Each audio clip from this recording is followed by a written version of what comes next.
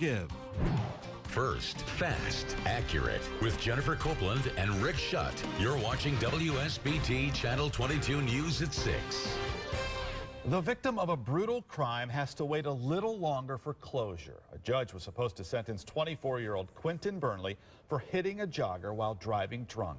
But for the second time in as many months, Burnley did not get to go to pre-sentence evaluations that the judge ordered. So the judge had him arrested and sent him back to jail until his next sentencing hearing in 2 weeks. Meanwhile, the woman he admitted to hitting is still fighting to recover. WSBT-22's Kelly Stopczynski was the only reporter inside that courtroom today. Kelly, you sat down with Tiffany Brantley afterwards. And Jennifer, she is sharing her incredible story of healing, determination, and forgiveness. Every day I wake up and I have that determination and that drive. That drive brings Tiffany Brantley here. The pool therapy is very soothing to my muscles. The pool helps heal her broken back, where doctors put 18 rods. Her arms still scarred from being hit that morning in May on Jefferson in Mishawaka. I hurt every day. I have nerve pain every day. So there's not a day that goes by that I'm not in pain. There's not a day that goes by that I don't think about him and pray for him, because he's gone on about his life, but I have to live with this for the rest of my life because of his choice.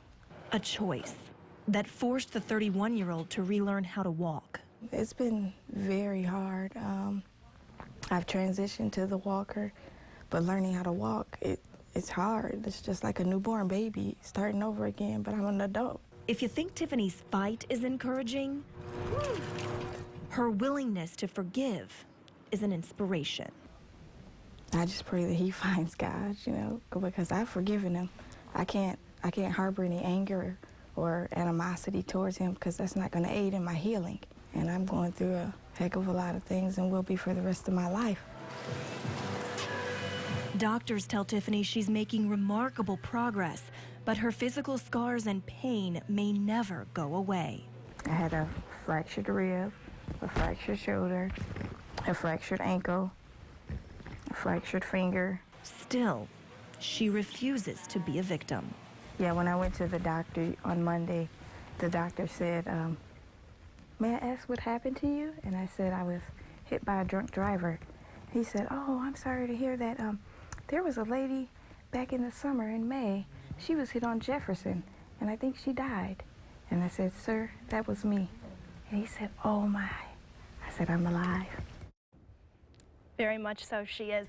Tiffany says she cannot wait to run and wear normal shoes like high heels and boots that are in style now. She's also was a very active person before this happened. She went from working 3 jobs to just now and getting rides to and from therapy to doctor's appointments. So she hasn't been able to work at all since the accident. Gives you chills to hear her tell that last story about the conversation she had with that doctor.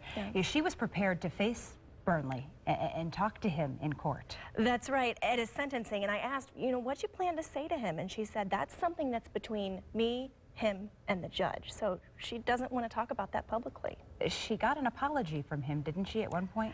She did. A month or so ago, he gave her a hug and apologized after court.